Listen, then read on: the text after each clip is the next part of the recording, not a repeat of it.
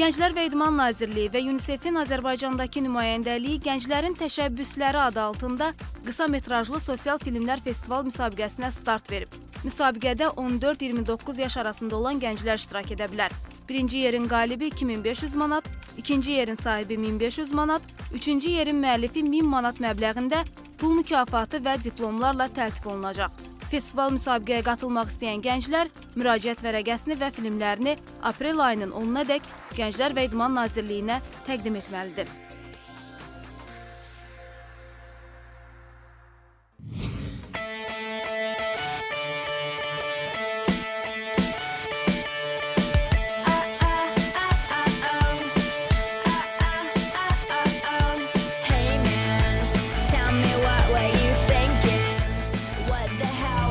O günkünü deyirəm. Oynayaq? Hə də yaxşı oynayaq. Uşaqlar! Hə. Nə oynayırıq? Otur başlan. Deməli belə. Mən adlar çəkəcəm, siz də öz təəssüratlarınızı deyəcəksiniz. Buyur. Justin Timberlake, Eldar Qasımov və Tarkan. Qızların sevimlisi, yəni bəxtəvərlər. Faris, tutu yaxşı baş sala bilmədi, yəqin ona görə başa düşməmsən böyük ehtimalla. Qoy mən baş salım. Deməli, Michael Schumacher və Ralf Schumacher. Bunu tapılmış olmasın. Qardaşlar. Faris, yox, məsələn, Fernando Alonso. Avtoşları deyirsən? Yox, Faris, başa düşmüsən. Gözdən mən belə deyim sənə. Tarantino, Mikhalkov və Rasim Ocaqov. Hollywood. Yox, rejissorlar. Yaxınlaşırsan biraz da, yəni. Uşaqlar başa düşmürəm, nədən danışırsınız siz? Faris, yaxşı, ən asal metoda əl atıram, sən artıq oyundan biraz ki yayınırsan. Faris, sən, mən və Tutu. Tapdım, maqlar. Yox, bir dəqiqə. Aparıcılar. Faris, bir addım qalıb. Yəni ki, biz bir-birimizə nəyi, kimi, necə bağlayıq? Həmkarlar. Şükür. Ayda, qızlar, elə danışırsınız ki, biraz normal başa salın da, heç başa sala bilmirsiniz adamı. Vay, bəlkə elə sən gec başa düşürsən. Mənim əziz həmkarım. Bir dəqiqə, uşaqlar, dalaşmını verilişin vaxtıdır. Əvvəl gələk mövzumuzu tut, özümüz başa düşək ki, maqlara da izah eləyə bilək də. Özümüz başa düşmürək maqlara. Xəyal, sən cığalçılıq edirsən, səni Həmkarlar İttifaqından şikayət eləyəcək. Nə qədər ki, Faris xəyaləni Həmkar İttifaqından şikayət eləməyib, gəlin biz başlayaq. Necə deyərlər? Maqlar, biz başladıq!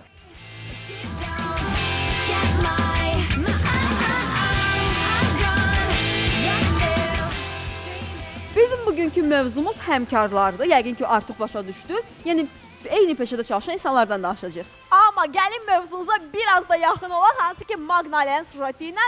Maqnalə bugün bizə peşəkarlıq baxımından təcrübə mübadiləsi haqqında sürət hazırlayıb. Baxaq. Sujeti izlədikdən sonra isə qonağımız olacaq burada. Bəli.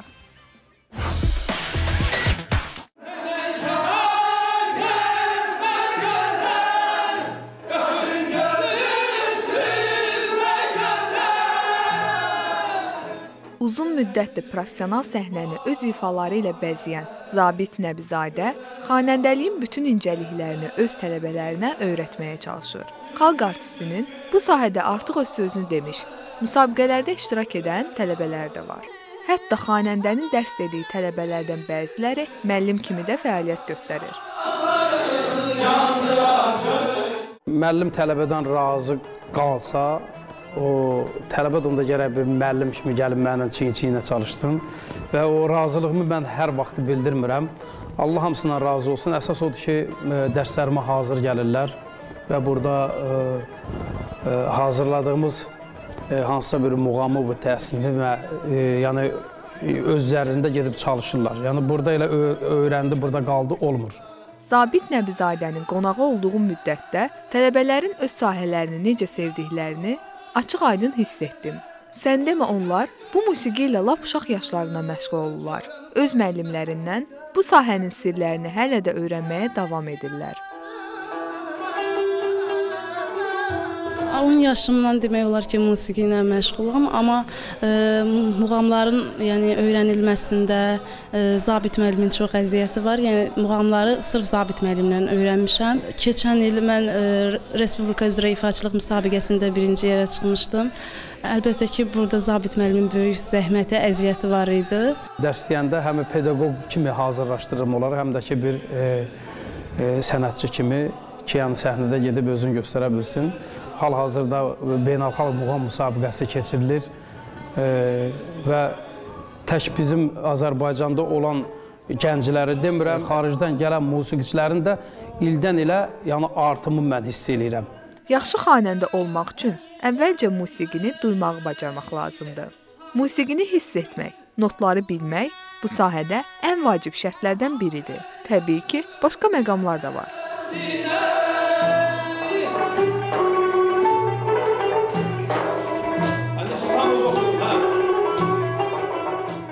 Muğam ifaçıları mənə elə gəlir ki, ədəbiyyatı nə qədər yaxşı bilsə, bir o qədər muğamı da yaxşı bilər. Çünki əsas ədəbiyyatdır, qəzəliyyatdır. Düzdür, hər muğam ifaçısı mən deyərdim ki, əruz bilmir, əruzu bilsələr lap yaxşı olar. Çünki muğamı da yaxşı öyrənərlər, təsnifi də yaxşı öyrənərlər. Çünki bunlar hamısı əruz üstündə gedir. Tutaq ki, qəzəl də oxuyursan, öyrənirsən. Həm yaddaşı o yaxşı gedər. Hər səri, muidəmin, aşıqı, nalanın var. Yəni bu ritmlə həm qəzəli yaxşı öyrənərsən, sonra çalışarsan onun mənalarını mənimsəyərsən.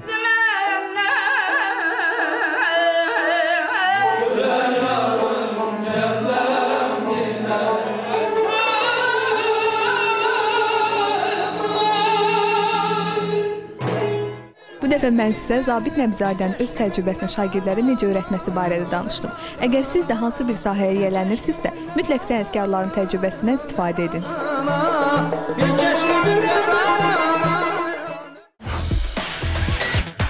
Sujetimizi izlədik. İndi uşaqlar deyirəm, bəlkə bir dənə lətifə danışım, keyfimiz açılsın. Danış da dayı. Danış. Deməli, bir gün bir xəstə gedir stomatoloqun yanına, dişini çıxartdırmaq üçün. Stomatoloq da xəstəyə deyir ki, bir dənə ay ilə görüm, baxım da. Xəstə nədəsə yaxşıdır. Həkim, balaca A yoxsa böyük A? Hətta Facebookdakı smayliklardan o dərəcədə gülməli idilər və hətta buradan belə bir sual ortaya çıxır ki, niyə məhz balaca və ya böyük A, niyə B, S, D, Y yox, məhz A'lar, nəysə, Faris. Deyirəm ki, stomatoloqlar əslində yaxşı insanlardır, mən yəni belə fikirləşirəm, amma ki, nə yaxşı ki, mənim olaraq çox da işim düşməyib, yəni ehtiyacım olmayıb, çox şükür buna. Amma hər kəs kimi, yəni bir dəfə ömrümdə olub ki, müraciət eləmişəm. Mən də stomatoloqlardan düzü çox qorxuram. Bu yaxınlarda dişim sınıb, amma həkimə getmirəm. Növbəti qonaqlarımız, yəni ilk qonaqlarımız elə stomatoloqlardır. Ümid elə ki, onlar bura gələndə bizim dişlərimizi çıxarmayacaqlar. Ona görə gəlin onları qarşılayaq və tanıyaq.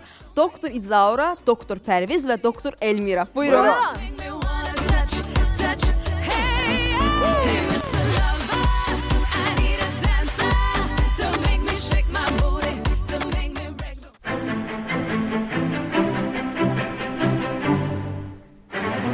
Xoş gəlmişsiniz Gənclər studiyamıza.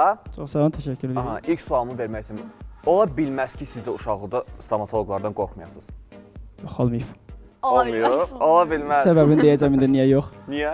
Ona görə ki, mənim atam da stomatoloq olub və mən bunun içində böyümüşəm ona görə. Və heç diş problemlərin olub və atan sənə yardım göstərib bu barədə? Olub, tuta bilibdilər və yardım göstərə bilibdilər. Bəs necə oldu ki, diş həkimi oldunuz? Yəni, bizdə mənim atam da stomatoloqdur. Mənə buna təhrik eləməyiblər, amma özümdə istək olub buna qarşı və hazırda sənətimi sevərək icra edirəm. Bəs yadındadır ki, heç ilk dəfə dişini taxtdan arasında olaraq sapla falan çıxardılar uşaqlıqda. Elə çıxardılar, yoxsa əməlli başlı aparaturalar üstündə? Yox, bizdə yenə deyirəm, stomatoloq ailəsi olduğuna görə normal şəkildə çıxardılar. Normal şəkildə. Qızlarımız da cavab versinlər. Necə oldu stomatoloq oldunuz? Mənim nənəmlə anamın arzusu olubdur ki, mən ağ xalatda olum, amma ki, mən də diş həkimi seçdim, çünki uşaq vaxtında mənim ən xoşladığım həkim idi. Digər peşələr də var, ağ xalat, yəni məhz yəqin ki, həkim istəyirlər onu. Siz də qorxmurdunuz uşaq vaxtı diş həkimindən? İlk dəfə 13 yaşımda olmuşam, yəni qorxum olmuyor. Maraqlıdır. Və digər xanımımıza cavab versin, nəyə görə stomatoloqu seçib? Uşaqlıqdan ən böyük arzum həkim olmaq olub, ona görə bunu seçmişəm. Siz belə incə danışırsınız qızlar, amma stomatologiyada mənim fikrimcə o dişləri çəkəndə, ağızlara alanda nəsə əksinə incə olmalıdır ki, diş çəkmək üçün heç bir güc lazım deyil, sadəcə texnikanı biləndən sonra... Texnikaya da biraz güc lazım. Yox. Siz özünüz çəkirsiniz dişləri? Bəzən pasientlər görkəmimi görüb qorxurlar, amma çəkəndən sonra təəccüblənirlər. Mən özüm heç qadın stomatoloq görməmişəm, yəni yanına getməmişəm. Həmişə kişi stomatoloqlar olmuşam. Onlar da əməli başlayacaq çəkirlər də. Bu qədər sakit templi danışıqlardan sonra mən ikinci sualınızı vermək istəyirəm.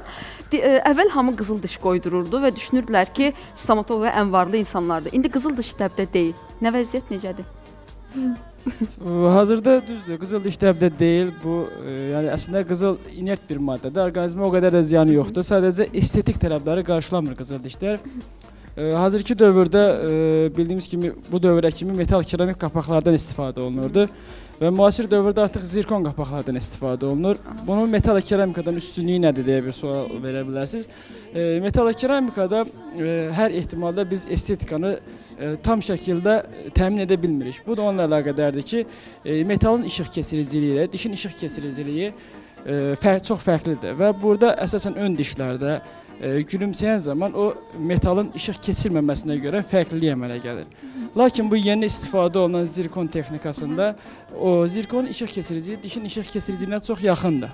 Və buna görə də işıq eyni səviyyədə sındığına görə daha estetik bir görüntü əldə olunur. Belə bir ətraflı və informativ bir məlumatdan sonra, informasiyadan sonra mən belə bir sual vermək istəyirəm ki, statistika var, hansı ki, dünya əhalisinin 90%-i demək olar ki, diş xəstəsidir. Bəs bu nəyin əsasında bu statistika nəzərə alınıb? Heç bilirsiniz? Məncə 90% yox, 100%-də dişlə bağlı problem var. Hətta düzəliş elə doktor. Məncə, çünki hər bir insanda, bir çox insanlar əslində normal şəkildə stomatoloqa müraciət etmirlər. Məsələn, Xəyalə xanım dedi ki, bu yaşına qədər cəmi bir dəfə stomatoloqun yanında olmuşsunuz. Əslində bu belə olmalı deyil. Dişlərimizdə problem olmasa belə 6 aydan bir müayinədən keçmək lazım. Mütləq deyil nəyəsə bir hər hansı bir iş görülsün. Heç olmayan müayinədən keçmək lazımdır və diş daşı və diş ərpi təmizlənməlidir. Hazırda Bəs sizcə niyə bizim insanlarda bu vərdiş yoxdur? Yəni istər digər orqanların müayinəsi ən azı ildə bir dəfə olmalıdır da. Biz ancaq canı ağrıyandan ağrıyana gedirlər həkimə. Niyə bizdə bu vərdiş yoxdur ki, həkimə getsinlər? Yəqin ki, bu köhnədən gəlmiş bir vərdişdir və belə də gedir. Amma biz gənclər çalışırıq ki, bu vərdişi dəyişdirək. Bir də bir şey qeyd etmək istəyirəm. Bizə pasiyentlər çox deyirlər ki, doktor, diş daşı təmiz etmək ziyandırmı? Xeyr, əsla diş daşı təmiz etmək ziyan deyil. Sadəcə burada istifadə olunan aparatura və necə istifadə olunur, ondan çox şey asılıdır. Yəni, normal şəkildə 6 aydan bir diş daşı təmizlənməlidir və bu ziyan deyil. Növbədə isə mən sizin yaratdığınız, Facebook sosial şəbəkəsində yaratdığınız saytla bağlı sual vermək istəyərdim. Ümumiyyətlə, bu sayt necə oldu ki, yaratdınız? Kimdən gəldi bu təşəbbüs? Bu haqda məlumat verərdiniz? Belə biraz hamısı mən danışmış kimi çıxıram. Xanımlara imkan vermirsiniz danışmağa. Saytın təşəbbüskarı... ki, ona görə bəyimiz o incəlikdən istifadə edir və danışır ətraflı. Saytın təşəbbüskarı mənəm. Bu da nədən irəli gəlir?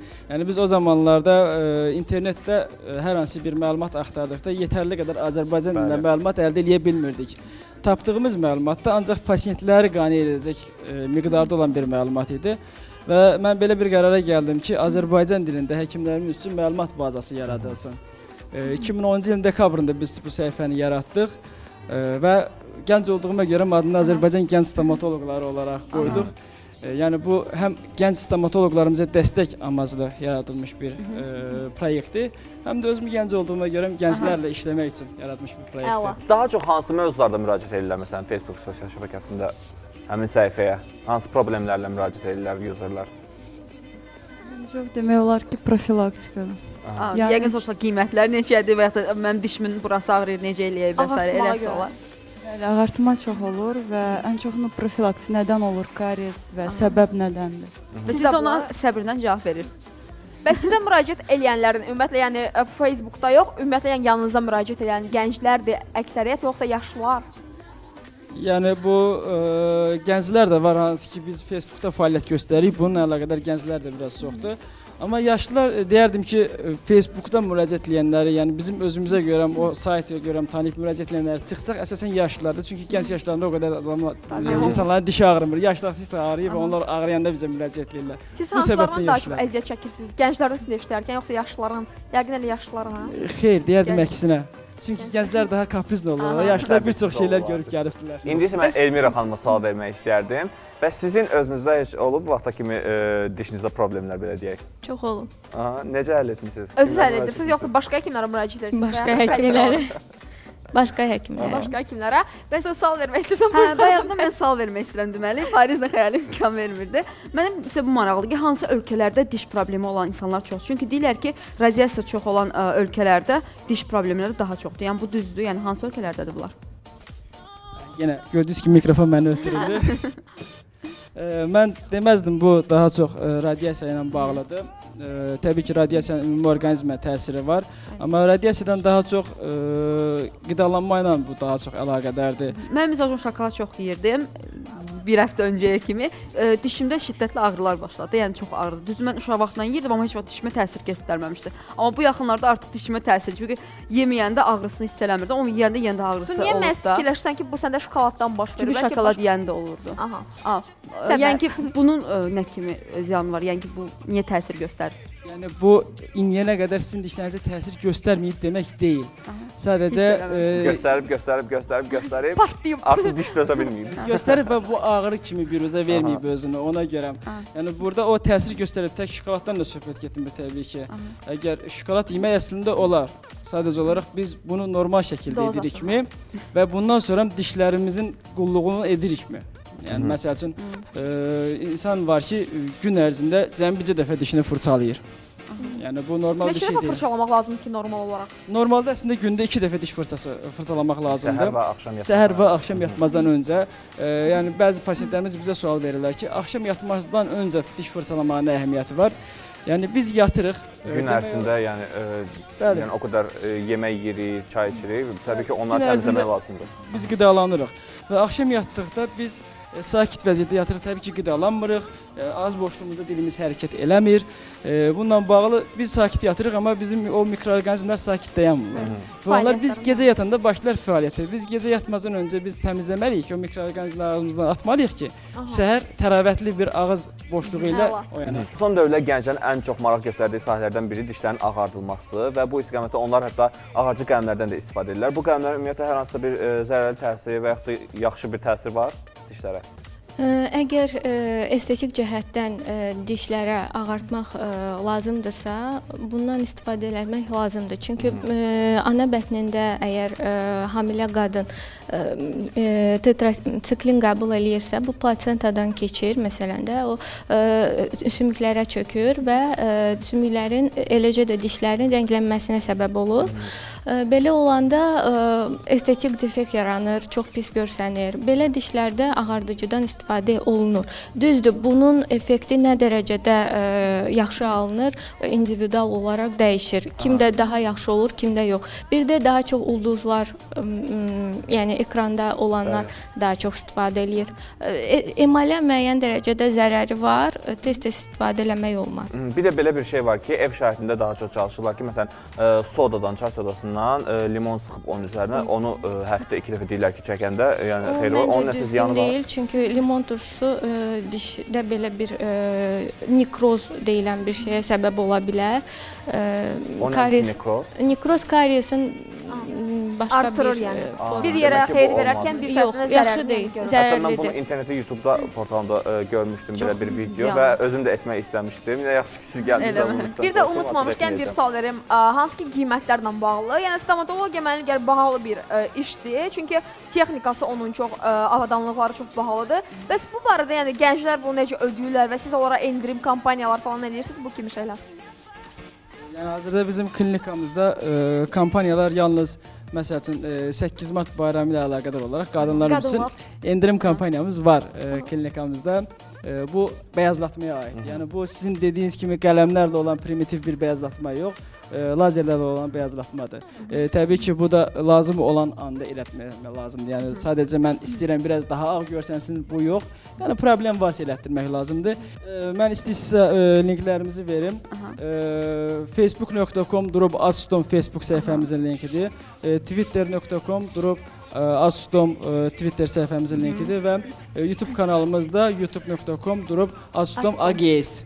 Çox super, gənclər, çox sağ olun gəldiyinizə görə. Sizə və işlərinizə həmişə uğurlar arzulayırıq. Həmişə çılğın, aktiv, dinamik qalasınız. Dişləriniz hər zaman ağappaq parıltılı olsun. Həmçinin həyatınız yaşmışıq olsun. Minnətlər, çox sağ olun.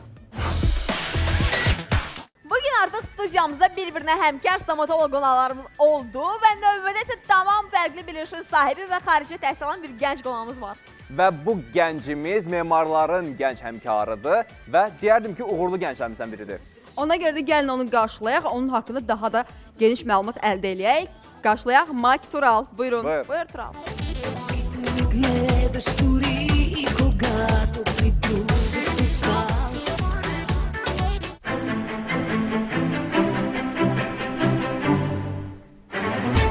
Salam Tural, bugün sən bizə Fransadan təşrif buyurmuşsan və xoş gəlmişsən. Tural, biraz özün haqqında məlumat ver. Bildiyimizə görə sən Fransada təhsil alırsan, nə ixtisası üzrə necə gedib oralara çıxmasan? Təşəkkür edirəm ilk öncə məni dəvət etdiyiniz üçün verilişə. Hər şeydən əvvəl Bakıda Memarlıq və İnşaat Universitetində oxuduğum illərdə Fransada təhsil almaq həvəsi yanında yaranmışdı. Sonradan isə universitetlər arası müqavilə əsasında Montpellier Ali Milli Memarlıq Məktəbində təhsilimi davam etdirməyə başladım və təhsilim hal-hazırda davam edir. Sadəcə indi bir müddət, qısa müddətlik tətil üçün gəlmişəm buraya. Bəs bu sənəti səni seçməyə nə vadar etdi? Hansı qüvvə səni bu memarlıq sənəti seçməyə vadar etdi deyək?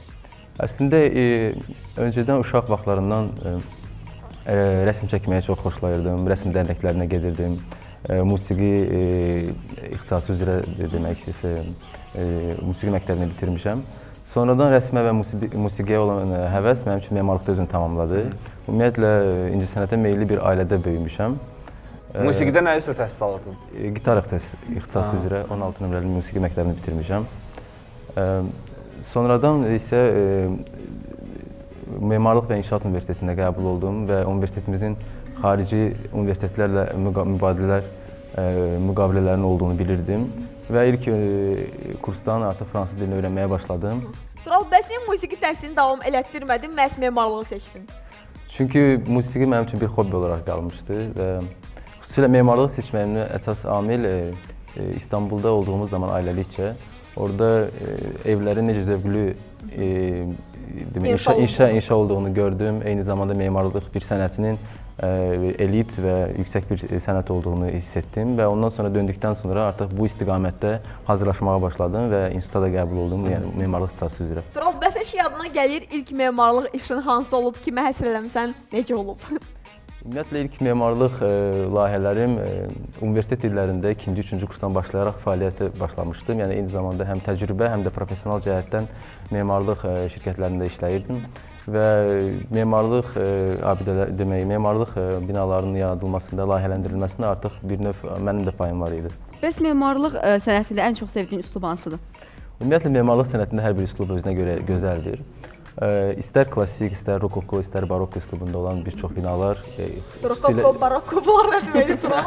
Ümumiyyətlə, klassik üslubda daha çox monumental ağır binalar olur və kolonlarla bəzədilmiş. Barokko, rokoko və art nouveau, yəni art nouveau üslubu da təbiət elmlərdən müəyyən yarpaq, gül elementlərinin olması, yəni binalarda öz əksini tapmasını daha çox bəyənirəm. Belə tipli binalar daha çox, istər Azərbaycanda da müəyyən elementli binalar var, amma daha çox İspaniyanın Barcelona şəhərində memar Gaudinin yaratdığı müxtəlif təbiət elmlərinin demək, fasadında təşkil olunmuş elementlərdən ibarətdir. Bəs karyeranı Azərbaycanda yoxsa xaricdə davam etdirmək istəyirsən? Bütün gördüyüm işlərimi xüsusilə Azərbaycanla bağlayıram və gələcəkdə də sözsüz ki, istəyərdim ki, Azərbaycanla və Fransa ilə bağlı iki ölkənin inkişaf olunmasına, əlaqələrinin daha dərinləşməsi istiqamətində müəyyən layihələrdə iştirak edim. Bəs bir müasir Azərbaycan gənci kimi, bir mak kimi orada olarkən ən çox nə üçün darıxırsan Azərbaycanda? Bu çox yaxşı sualdır, çünki biz xaricdə olarkən Azərbaycanı mən deyərdim ki, sözsüz ki, həm dünya görüşümüz artır, həm təhsillə bağlı müəyyən dərinlikləri öyrənirik öz sənətimiz üzrə. Amma mən düşünürəm ki, hər şeydən əvvəl biz xaricdə olarkən Azərbaycanı sevməyi öyrənirik. Çünki Azərbaycan dili üçün, Azərbaycan mahnıları üçün, Azərbaycan üçün, vətənimiz üçün çox darıxırıq. Tural, bəs sənin kimi bu sənəti seçən həm yaşıdlarına, həmkarlarına son olaraq nə məsləhət görərdin? Həm yaşıdlarım artıq hərəsi öz istiqamətdən götürübdür, artıq fəaliyyətdədirlər. Sadəcə məsləhət verə bilərdim ki, sözsüz ki, daha çox oxumaq lazımdır, memarlıq teoriyasını daha çox öyrənib, təcrübədə onu yerinə yetirmək lazımdır və həm keyfiyyətli, həm səmərəli həm də gözəl sənət əsərləri yaratmalıyıq. Eyni zamanda son illər buna ekoloji amili də əlavə etmək lazımdır ki, yəni layihələrimizdə hər bir şey ekoloji olmalıdır. Sənin kimi gənclər bizə doğrudan həmişə lazımdır. Həm neçə ildir xaricdə yaşamağına baxmayaraq Azərbaycan ilə də o qədər gözəl danışırıq ki, yəni heç bir qüsur yoxdur gənclər. Yəni biz bunu daha yaxından gördük, şahid olduq. Süpersən. Uğurlar. Təşəkkür edirəm. Sağ olun, təşəkkür edirəm. Uğurlar. Maqlar belə deyirlər ki, təcrübəsiz nəzəriyyə ölü kimi bir şeydir. Ona görə də onları həmişə paralel istifadə etmək lazımdır. Bəli, Fariz, elə mənim bildiyimə görə də qərb təhsili daha çox təcrübə üzərində qurulub. Bu da onların peşəkarlarının daha sərbəst və özünə inamı olmasına şərait yaradır. Bizim Mike Leyla da təcrübə mübadiləsinin psixoloji tərəflərindən danışacaq. Gəlin onun sujetinə baxaq. Baxaq. Hər biriniz yəqin ki, yeni işə düzələndə narahat olursunuz, nigaran qalırsınız. Görəsən necə olacaq? İşin öhdəsindən gələ biləcəm ya yox? Bəs iş yoldaşlarımla necə yola gedəcəm? Rəhbərlik mənim işimdən razı qalacaq? Bu suallar daim hər birimizi maraqlandırır. Zaman keçdikcə yeni işə alışırıq, təcrübə toplayırıq, hətta uğur da qazanırıq. Amma təəssüf ki, bəzilərimiz iradəsiz davranıb, işimizi elə yarı yolda buraxırıq. Məhz belələrinə demək istəyirəm ki, ekrana biraz da yaxın əyləşin. Psixoloqumuzla birgə sizə bir neçə faydalı məsləhətimiz olacaq. Adətən yeni bir işə qəbul olunarkən insanlarda daha çox maraq olur yeni gələn işçiyə və yeni gələn işçi üçün də böyük bir problemə çevrilir oradakı yeni iş yoldaşları ilə münasibət yaratmaq. Və yaxud da elə bir insan ola bilər ki, onun üçün həqiqətən də bu problem olmasın. Çünki o insan geniş həyat təcrübəsinə malik olar və insanları yaxşı tanıya bilər və onun üçün insanların xasiyyətinə görə onlarla rəftar etmək və dil tapmaq çətin olmaz. Amma ümumiyyətlə təcrübəsiz yeni başlayan, yeni iş həyatına başlayan insanlara məsləhət görmək olar ki, onlar daha çox səbirli olsunlar.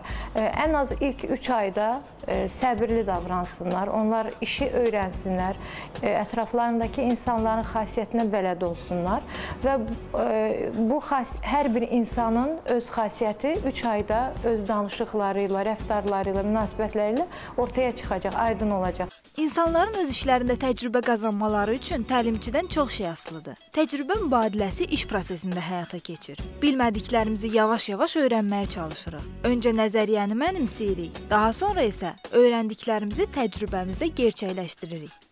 Bir məsləhət də çox işə yarayar ki, heç vaxt çox da dərindən ciddiyə almamaq lazımdır. İş həyatındakı, deyək ki, gərginlikləri yumor hissi ilə yola vermək və yaxud da mümkün qədər yumor qatmaq.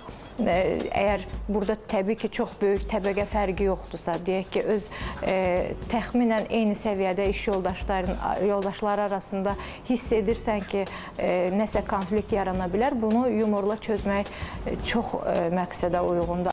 Düşünürəm ki, sujetimizin sizə bir faydası olacaq. Əsas odur ki, bir işin qulpundan yapışanda özünüzə inamınız olsun. Bilmədiklərinizi öyrənməyə çalışasınız. Bildiklərinizi isə təcrübə mübadiləsi prosesində kollektivinizə yeni qoşulan insanlara öyrədəsiniz.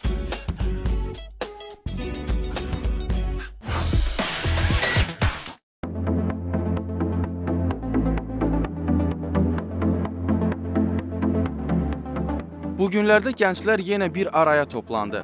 Onları araya gətirən Gənclər və İdman Nazirliyinin dəstəyi ilə keçirilən dövlət siyasəti sayəsində bacarıqların artırılması adı altında təşkil olunan tədbir idi. Əvvəlcə onu deyək ki, yığıncağın əsas qayəsi gənclərin dövlət siyasəti sayəsində bacarıqlarının artırılması və bu sahə barəsində ətraflı məlumatın onlara çatdırılmasından ibarətdir. Təlimdə müxtəlif universitetlərdən seçilmiş 50 gənc iştirak edirdi.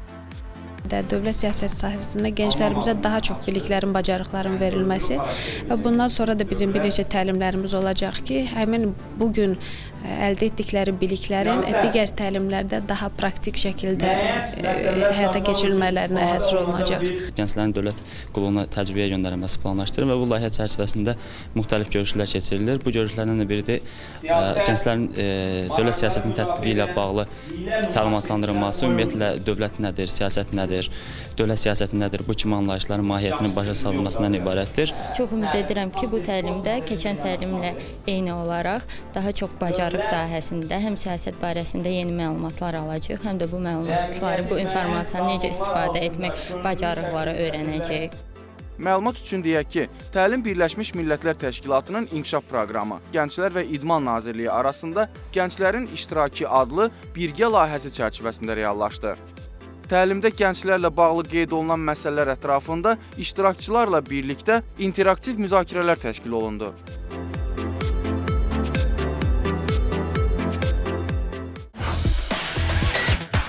Həmkarlar, bir-birinizə dəstək olun. Əgər uğurlarınızın davamlı olmağını istəyirsinizsə, siz bunu ancaq bir yerdə bacararsınız və biz bu sahədə sizə inanırıq, siz bunu bacaracaqsınız. Mən burada bütün həmkarlarıma uğurlar arzulayıram və hər zaman sağlam rəqabətə dəvət edirəm. Mən isə daha güclü, təcrübəli aparıcılardan, həmkarlardan öz təcrübələrini bizim kimi gənclərlə bölüşməyini istəyirəm. Bugünlük isə bu qədər. Hələlik!